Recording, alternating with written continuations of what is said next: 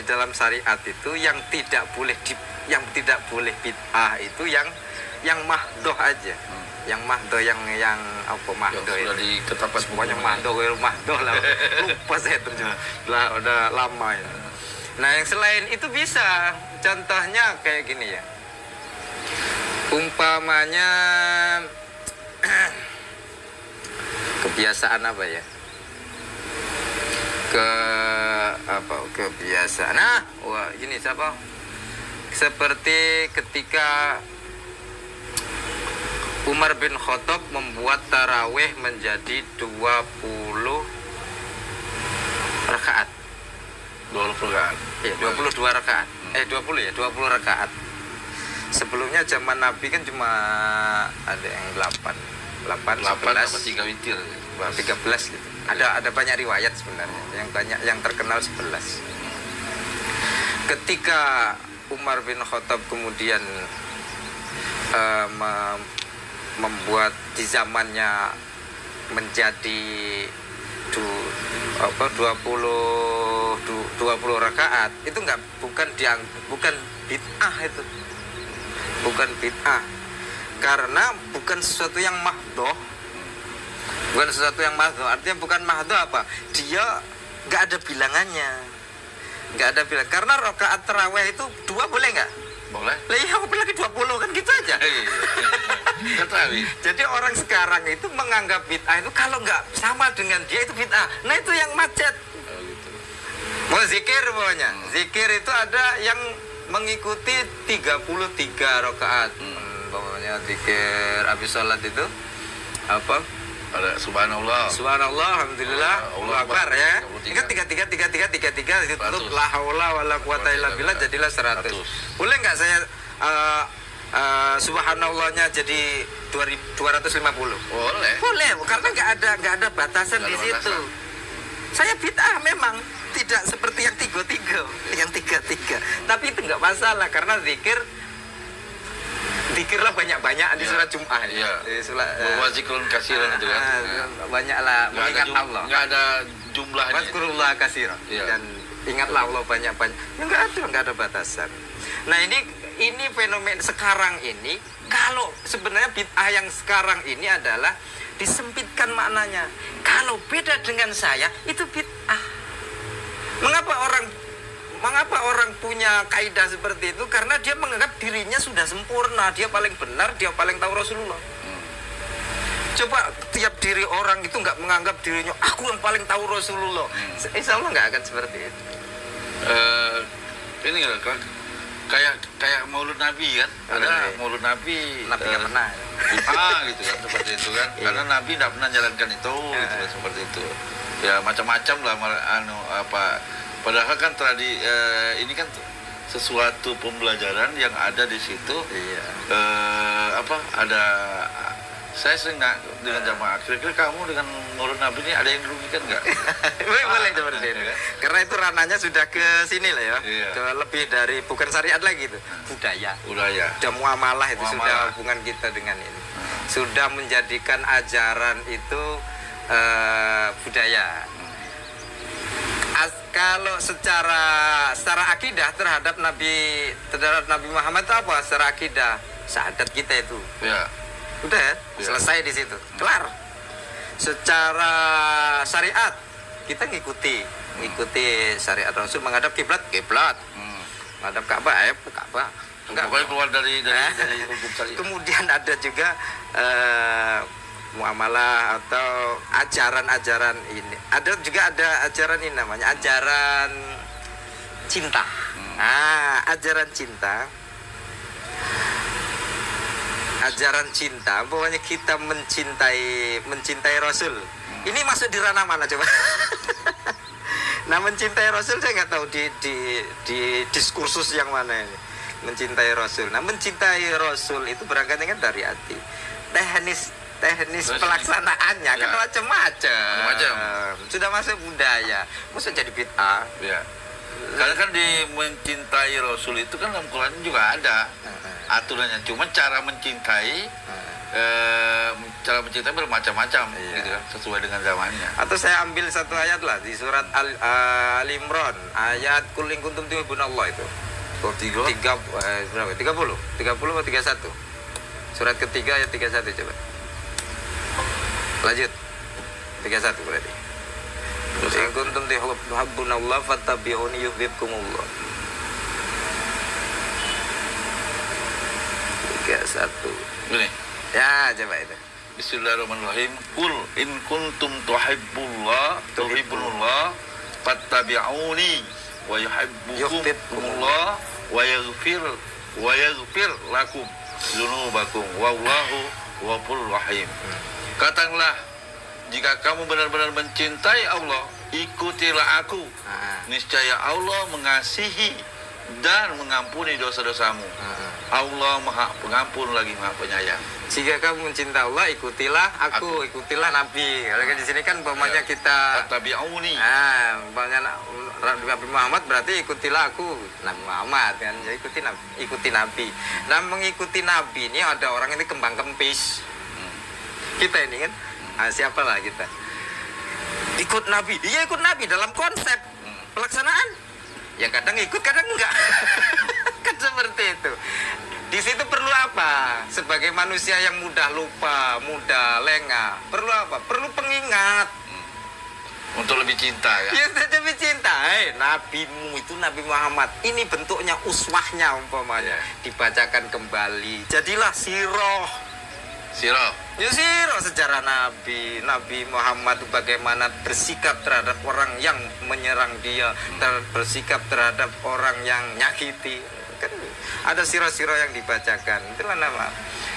Kemudian ada ketika ternyata nampak kemuliaan Nabi, keagungan akhlak Nabi, kemudian memuji. Supaya apa memuji itu? Supaya bisa ngikut. Kalau kita cinta kan ngikut. Tak kenal maka tak sayang. Ini Tak kenal maka tak cinta. ada pertanyaan nih ya. Ada pertanyaan dari sahabat kita sahabat dulu ya kan. Ini ada yang nanya-nanya nih. Ya. Kayak panas. Ya. Jauh-jauh nih Saris yang nonton ini. Iya. Ya. Ini Epi Susanti.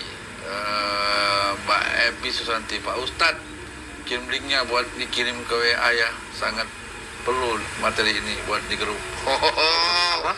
Kirim di WA katanya kakek. Oh iya. Biar dikirim di grup. Iya, perlu materi ini, ya kan? Ada. Ya, seperti itu. Terus yang kedua ada pertanyaan Ibu Zubaidah ini. Ya, assalamualaikum. Di sini ada pertanyaan Ibu. Ibu Zubaidah nanya pertanyaannya. Assalamualaikum. Salam warahmatullahi Semoga sehat selalu.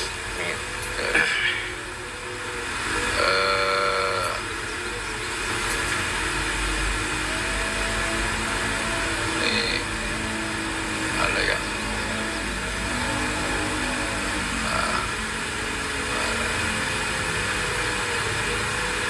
Pak Kri.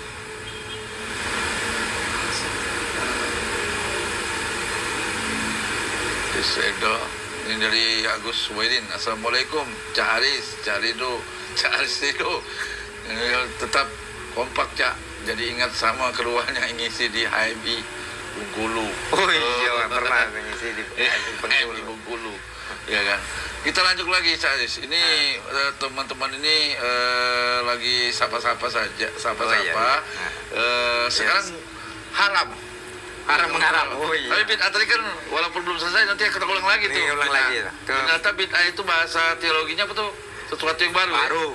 Sebelumnya belum ada. Belum ada. Ya kan seperti itu. Tapi kita tadi bicara akidah dengan syariat tidak akan muamalahnya ya. Yang ada muamalah lebih luas lagi nanti. Ya. Apa kita teruskan ke muamalahnya? Boleh juga. Muamalah. Muamalah umpamanya. Dalam muamalah itu ada konsep baku. Pokoknya konsep baku muamalah itu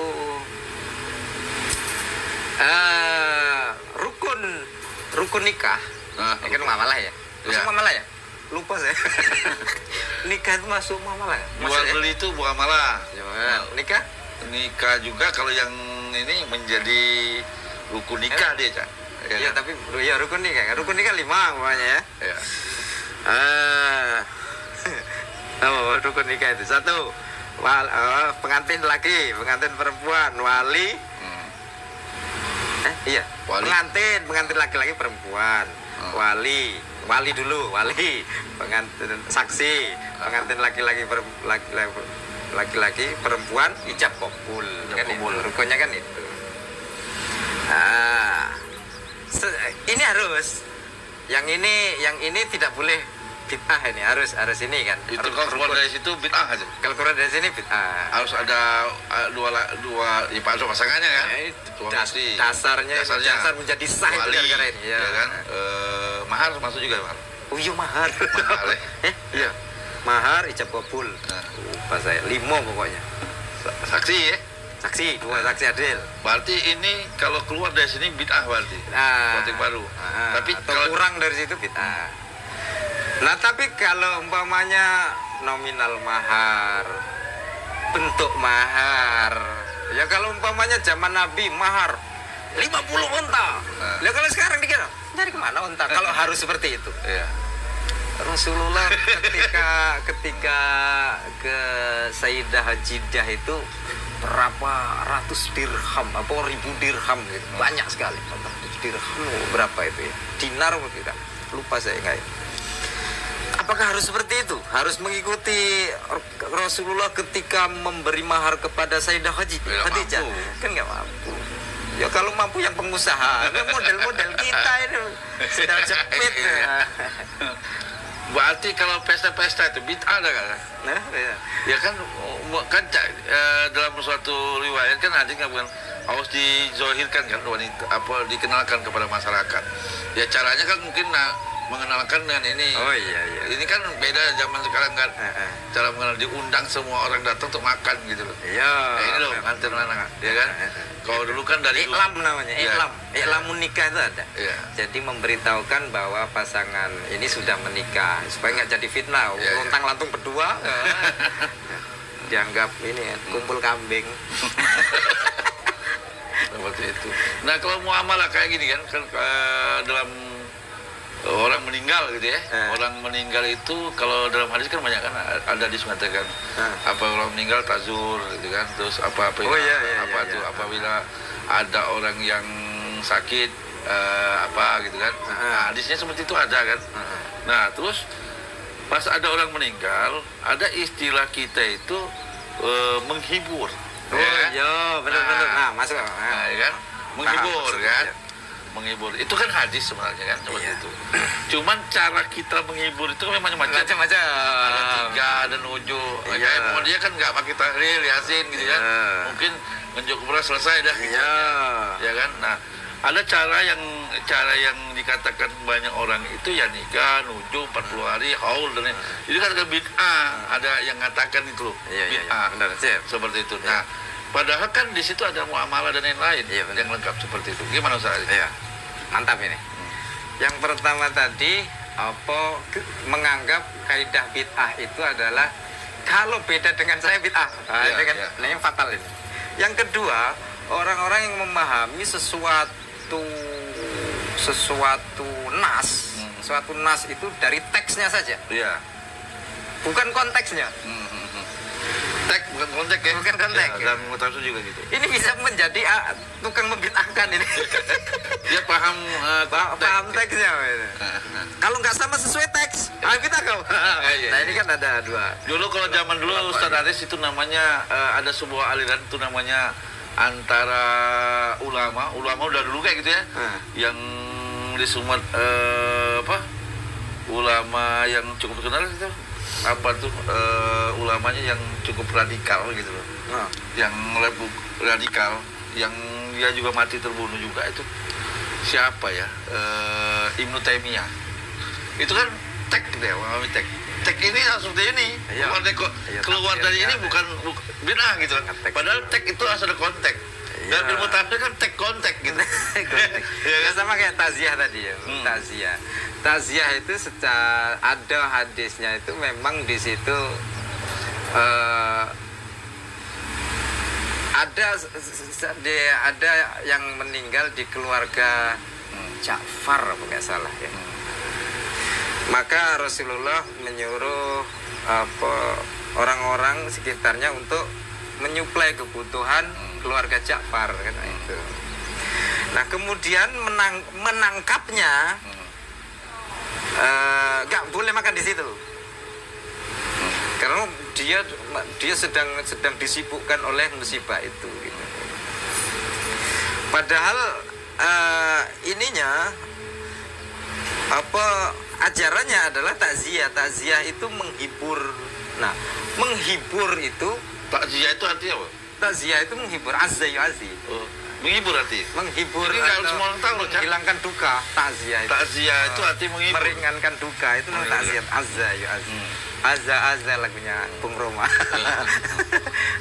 Nah, menghibur itu kan menghibur itu kita ngikuti versi saya subjeknya atau versi objeknya. Saya umpamanya Ustadz Fauzan seneng karaoke nggak? Ya senang umpamanya. Kemudian saya menghibur dengan tarian. Terhibur nggak? Nggak terhibur. Senengnya nyanyian, terhibur dengan tarian. Nggak nyambung. Berarti tergantung sini. Kalau saya takziah saya takziah ke dia. Hobi saya kan Thailand. Orang yang objek tadi yang meninggal tadi mau dia. Saya ngomong Thailand yang akan terima. Bukan kesukaan dia. Sesuaikan dia. Nah sekarang yang budaya kita lah. Budaya Indonesia, kalau kita bermain ke rumah orang Indonesia kalau kita dimainin, saya main ke sini ke rumah sampean ya. Sekarang, kemudian nyuguhin kopi. Ya pastilah. Nggak saya minum. Tersinggung nggak? Tersinggung saya. Iya. Ya, walaupun nggak baca tahlil yasin, aku juga kopi itu.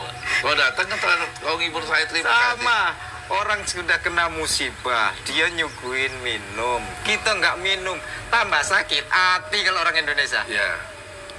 Bukan takziah itu. Walaupun bersikukuh, Rasulullah tidak mengerjakan itu. Ya jangan gitulah. Lihat konteksnya. Konteksnya adalah menghibur. Menghibur itu lihatlah sih yang dihibur. Gini saya tanya dari Ika Parit. Ika Parit ini Nganjuk loh saya. Habis Jombang apa cak? Jombang ke timur. Jombang, Mojoagung, Mojokerto. Cuma arah ke Madiun.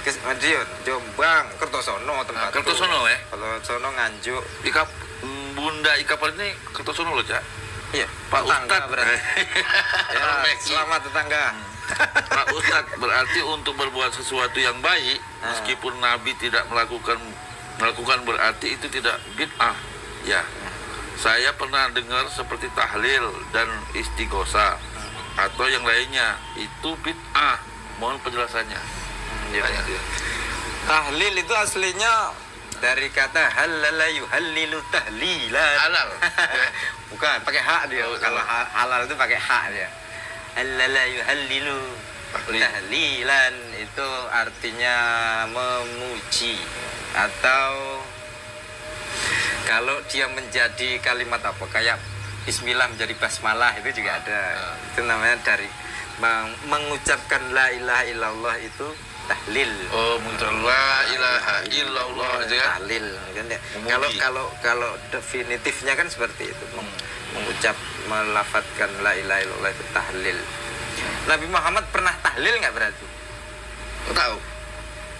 Kan tahlil itu ada membaca la ilaha illallah umpamanya atau mengucapkan la ilaha illallah. Pernah nggak Nabi Muhammad? Pernah. La ilaha dia yang ngajarin.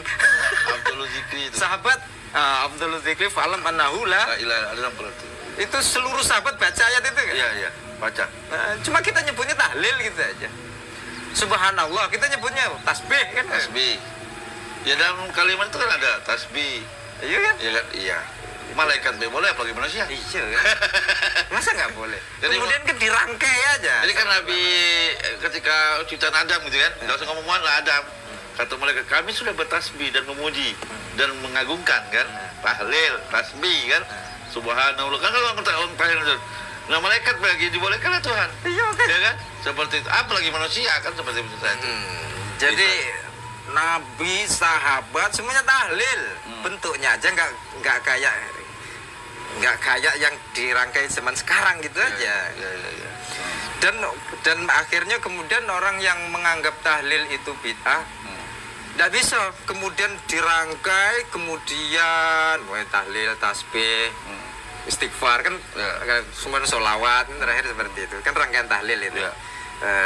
Dianggap kalau dirangkai seperti itu nggak bisa dirangkai seperti itu karena dia akan menjadi seakan-akan satu kegiatan ibadah.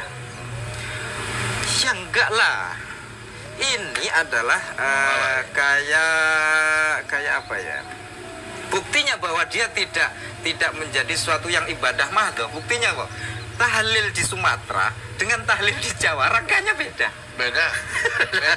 Mandi ke mayit beda cara. Iya makanya. Maka dia bukan sesuatu yang mahdoh. Bukti tidak mahdoh itu beda tempat, beda. Berarti gini, ketika mandi ke mayit kan, mandi ke mayit itu wajib, mengkapan itu wajib. Cuman cara mengapani, cara memandikan beda-beda tiap daerah. Nah kalau beda-beda, orang Arab dengan kita berbeda gitu kan. Orang Arab mungkin air susah, ya kan? Nah di kita kan air banyak gitu kan, seperti itu. Berarti yang pakai air beda gitu. Ya buktinya itulah. Jadi orang yang anggap itu seakan-akan nanti dianggap jadi mahdoh. Siapa yang nggak pikiran dia dewe? Padahal kita nggak biasa. Karena umpamanya orang Nahdien ya, orang Nahdien paham semua lah. Kami beda-beda tahlil versi umpamanya kan dilihat ada Kiai Hus umpamanya, ada Kiai Naryo, ada saya, beda-beda semua itu.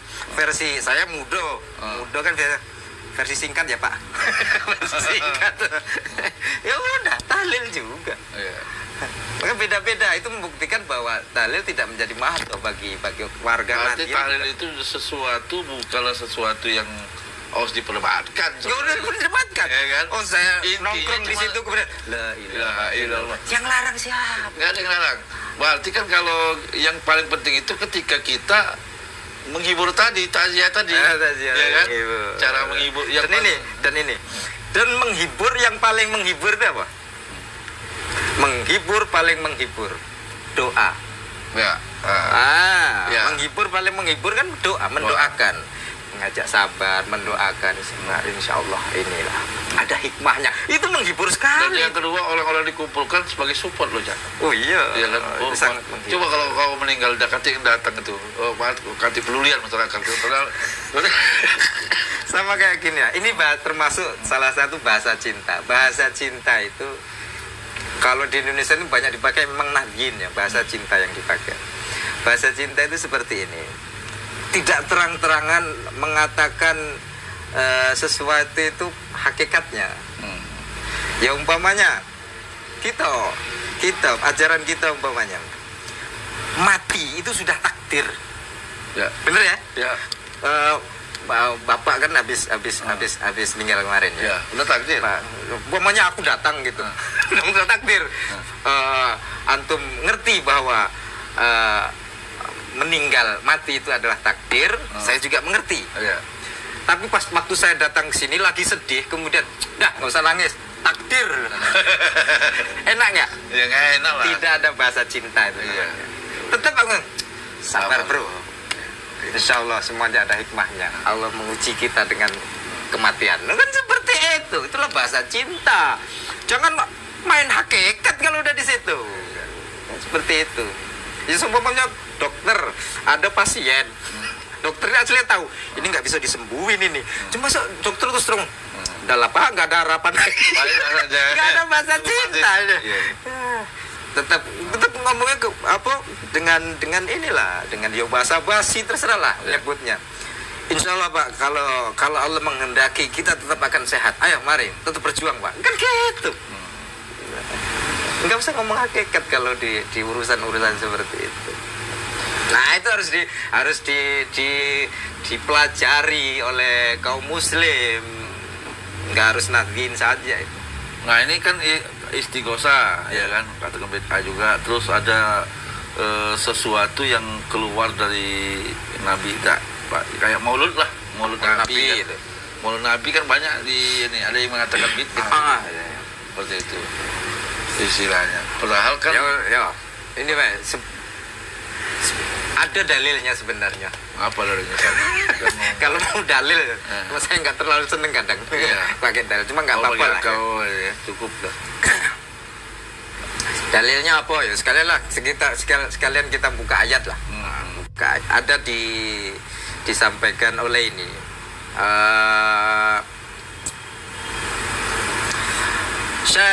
Syekh Muhammad bin Ali bin Abbas Al-Maliki. Syekh Maliki. Ya. Syekh Maliki Yang ada di Mekah ya. Yang ada di Mekah, yang bapaknya yang sekarang ya. Yang sekarang kan, yang beliau Syekh Maliki yang sebelumnya kan 2004 sudah wafat. Itu ada di kitab dia Haula ikhtilafi dzikra maulid. Haula tifali dzikra maulid, seputar tentang perkumpulan peringatan maulid. Itu ayatnya ini. Surat coba ini tuh. Surat langsung ya. Surat 10, surat Yunus. Ayat 58. Kul 10. Kul bifadlillahi wa birahmatihi falidzalika falyafrahu. Surah 10 ayat ayat 9 berapa ya? Tadi berapa tadi?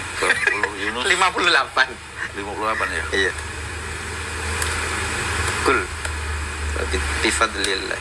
Kul bifadlillah ya. Kul bifadlillah wa birahmatihi falidzalika falyafrahuna huwal khairu mimma yajma'un. Katakanlah, dengarkan karunia Allah dan rahmatnya. Hendaklah dengan itu mereka bergembira, karena karunia Allah dan rahmatnya itu adalah lebih baik daripada dari apa yang mereka kumpulkan. Kul bifadlillah, katakan kalau dapat anugerah dari Allah. Nah itu. Min fadlik. Kul bifadlillah. Kalau ada dapat dari Allah. Katakan kalau kamu dapat anugerah dari Allah. Wa birahmati, atau dapat rahmatnya Allah. Ya. Falidzalika falyafrahu. Kalau dapat itu bergembiralah. Karena itu. Ya. Jadi kalau dapat anugerah dari Allah, dapat rahmat Allah, Fabizalika bergembiralah. Fayafrahu. Kan boleh, ada perintah Allah bergembira. Ya, kalau dapat fadl atau rahmat. Nah sekarang ambil rahmatnya saja. Kalau dapat rahmat dari Allah, bergembiralah. Bergembiralah. Umpamanya ada hujan kan rahmat. Ya. Harusnya bergembira. Jangan ada yang berhutang lagi, para pemirsa. Kalau anak kecil itu kalau dia turun hujan rahmat. Seneng. Main hujan dia. Maka kalau hujan kan rahmat. Ya. Kalau ada hujan, jangan mengeluh. Kalau orang Quran, kalau dapat rahmat, Quran itu rahmat tuh. Dia tamat baca Quran gitu ya, khotaman. Dia gembira. Perayaan gitu ya. Nah sekarang saya nanya nih, rahmat apa? Kan kalau dapat rahmat bergembiralah. Sekarang pertanyaannya, rahmat apa yang paling pol? Puncaknya rahmat apa dari Allah? Puncaknya rahmat. Puncak rahmat yang diberikan Allah pada manusia, pada kita. Kalau kita gitu. 21 107. 21 107. Oh iya. Al-Anbiya. Nah, kan itu rahmat. Ada perintah loh tadi, Cak. Falyafrahu. Ya, kalau dapat fadilah, dapat rahmat, diperintahkan oleh Tuhan. Maka berbahagialah kan? Bahagia sesalah manusia. Iya. Ya beda lah dengan orang Arab dengan kita. Iya. Versinya kan berbeda itu. Wa ma arsalnaka illa rahmatan lil alam. Itu Cak. Lil alamin. Dan tidaklah kami mengutus kamu melainkan untuk menjadi rahmat bagi semesta alam. Siapa itu rahmat itu? Ya. Wa ma arsalnaka illa rahmatan lil alam. Dan aku tidak mengutusmu hai Muhammad kecuali sebagai rahmat bagi semesta alam. Jadi rahmat paling top yang diberikan Allah kepada kita apa? Ya Rasul. Kapan adanya Nabi Muhammad secara fisik? Ya, sejak maulid lah, sejak beliau lahir lah. 1933 itu ya. Dia berkait tua ya. Sejak Nabi Muhammad lahir, maulud itu bayinya mau milad, bahasa Arabnya rumit. Pokoknya di hari kelahirannya itulah adanya Rasulullah, adanya bibit Rasulullah itu, adanya Nabi Muhammad itu. Masa kita gak boleh bergembira? Ini kan rahmat ini. Jadi ketika datang Rasul di antara kamu, di kamu kan jadi rahmat kamu. Iya. Maka nah sekarang Maulid itu memperingati hari kelahiran. Kita bergembira, bersyukur atas kelahiran Nabi Muhammad. Boleh nggak? Boleh. Falyafrahu, berbahagialah, bergembira. Perintah itu kok. Ini perintah kalau kita mau menganggap itu perintah, apalagi kalau kita anggap itu wajib loh. Kalau sesuai usul fiqh pokoknya. Kulu amrin kulu lafdin jatuh ala amrin bahwa wajib kan setiap kata kalau itu menunjuk pada amr perintah wajib.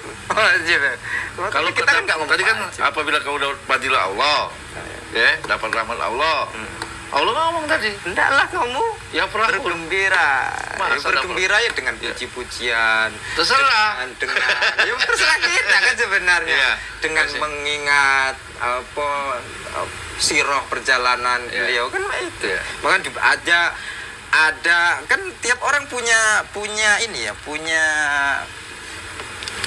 bakat, punya sentuhan sendiri dalam mengapresiasi cintanya.